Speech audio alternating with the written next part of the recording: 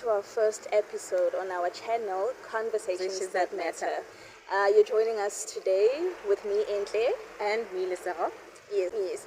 So we have a theme for this month, which will be health-related issues, whether it being men, women, children, mental, physical, whichever aspect of health, we are going to be diving into that and talking about conversations relating to health issues. Yes. Yeah.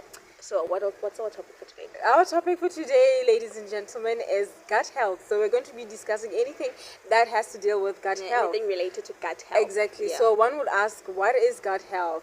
Gut health has to do with health in regards to our digestive system, basically, in the simpler terms, actually. Yes. We're talking about your intestines, anything to do with the gut, right? Yeah, probably in medical terms, I think they call it gastrointestinal or something like that. Right. We are not doctors. Yes. We're just coming in with information that we have gathered and what we have experienced, whether in our personal lives or family members that we know that go through gut health or gut problems. So the most important thing, guys, we need to know that most of the time we consume different kinds of food. But then the question is, what are the right kind of food for our health, right? On the important food for our digestive system, what kind of food should we put into our system, and what kind of food should we say no to, right? So the most important food substance that we need to take in, guys, is the fiber, right? We have soluble fiber and insoluble fiber. And the soluble fiber is that kind of fiber where it's very easy for the body to be able to digest it properly. For example, you have this kind of soluble fiber in your nuts, your legumes, your vegetables, and your fruits, right? This is the kind of fiber that will be able to help in the bowel movement of your digestive system. Also, it helps with constipations as well, and etc. And right? to keep away some bacteria that are in the intestines, because I think another thing that causes gut issues or problems is the type of bacteria that enters in the intestines, and also adding on with the food that you're eating, you're just multiplying the bacteria, causing cramps, causing discomfort, gas, bloating, and all that, things like that. Because I think we also need to remember, because I feel like this is a situation of just keeping your body healthy, so that you avoid such things. I know it's not easy, but I think we need to remember that our bodies communicate with us. Our bodies are our temple, and if we take in things that are not good, it's basically saying, hey, this is my home, this is my temple, I'm not liking this, I'm not enjoying this, can we try something else? Because I think I remember, like, there's even kids at school, like, it's small things, you know, that like to buy those certain snacks. I don't want to name them. Soon after they eat those snacks, we all know those snacks. Soon after they eat those snacks, stomach cramps. So it's those type of things that whatever you consume or take in, you're just upsetting the stomach, you're upsetting the gut, you know, and then it causes problems probably in the long run, now becoming a chronic situation. If I may just cite a personal experience with myself, is I've grew up from a very young age being a sweet tooth, you know.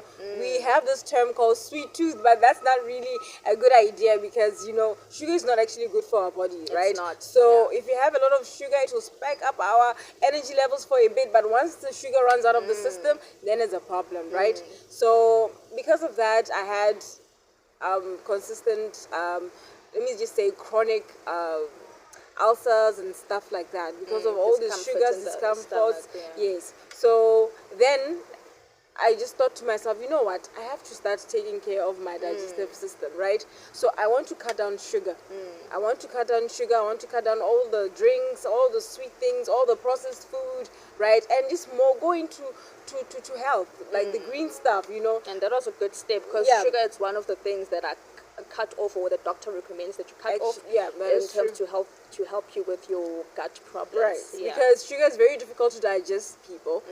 I've recently just came across a study on sugar, and it's very difficult to digest, and some of the starches are very difficult to digest as well. So what is advisable is to have a lot of veggies in your plate. We know our plate half of the plate should be vegetables and fruits, and then the other part you can have your whole grains and your meats, lean meats, by the way. Just to start gradually. We Right. know it's not easy to let go of some of these things. Like I I'm know, also I'm like- also one of those people who Right. finds it difficult to let go of unhealthy stuff like Right. sugar.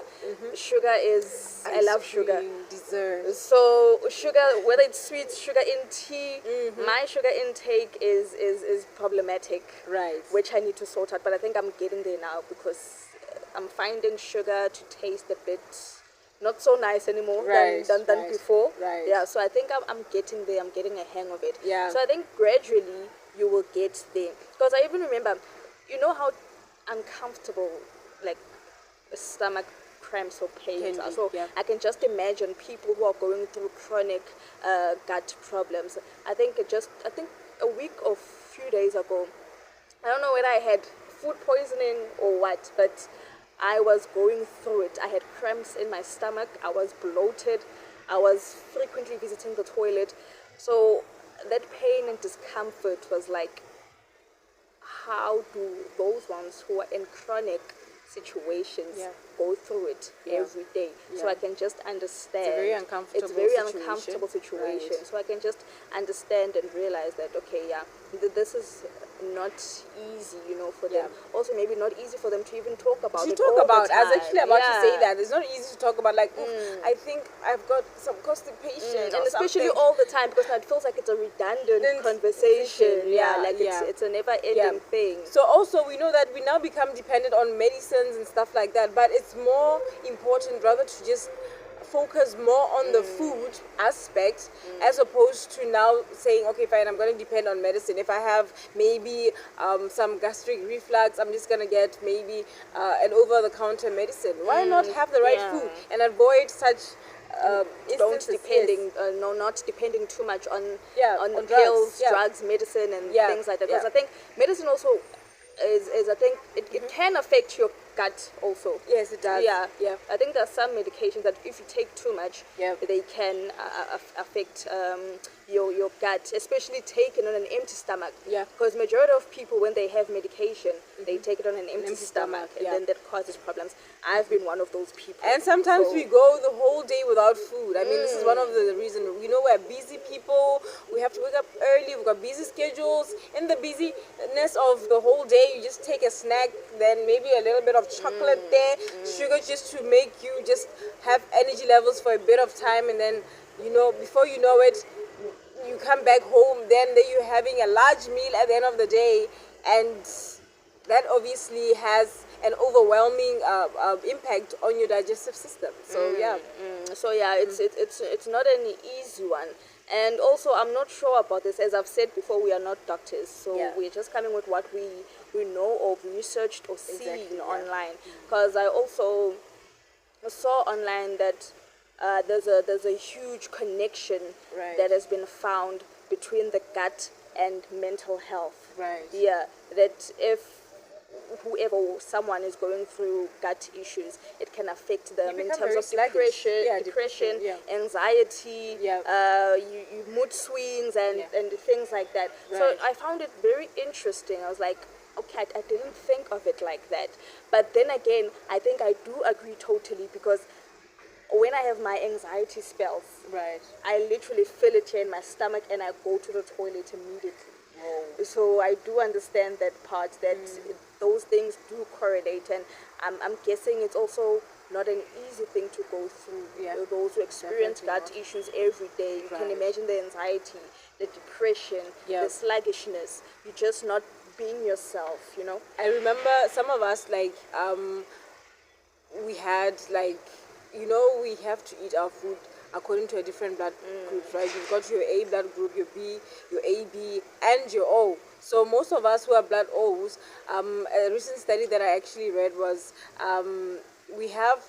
we're more prevalent to diseases like your ulcers, your gastric problems, etc., etc. So we need to also eat the right food according to our different blood groups.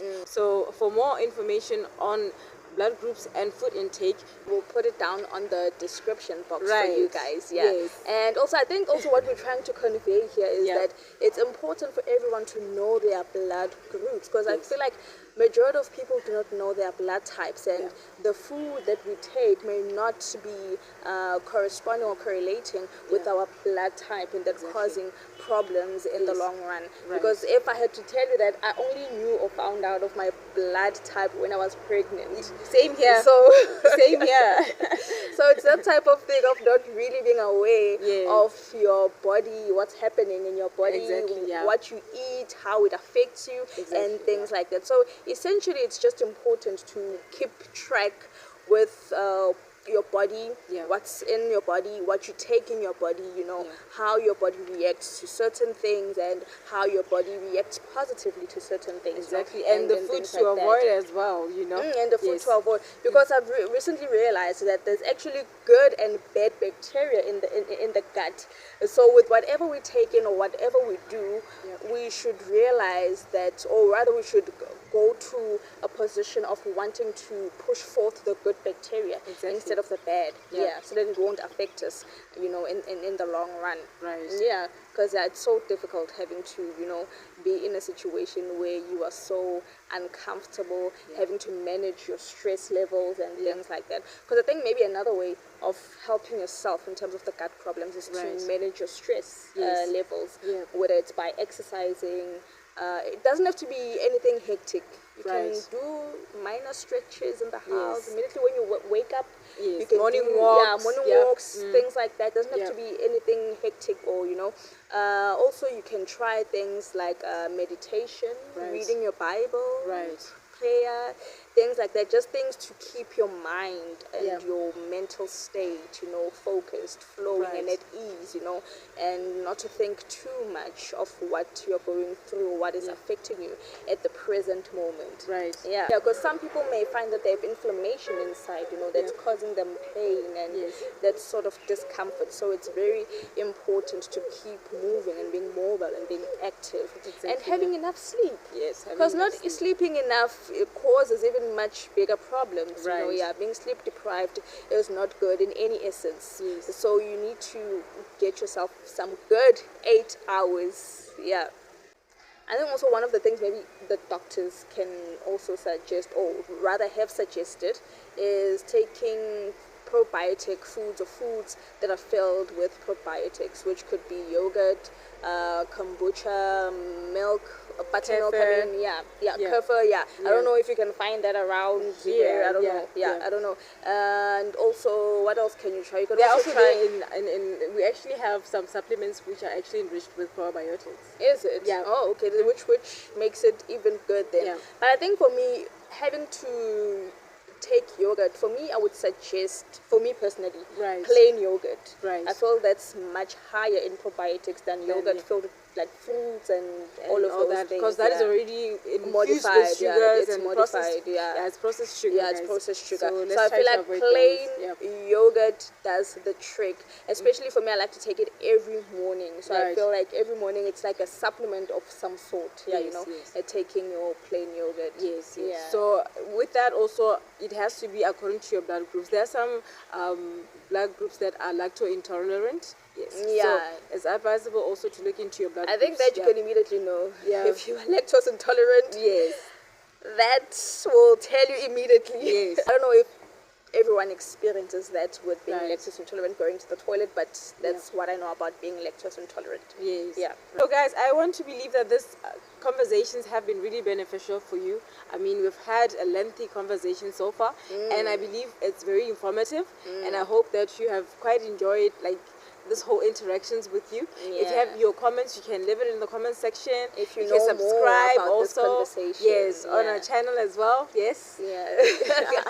You can like, share, and follow us, and hopefully also you comment so that we know what are your thoughts also. If ever you're going through this, what are your personal experiences and all of that. So thank you so much for joining us in this first episode. Hoping to see you guys next time as we tackle another health conversation. Stay healthy. Bye.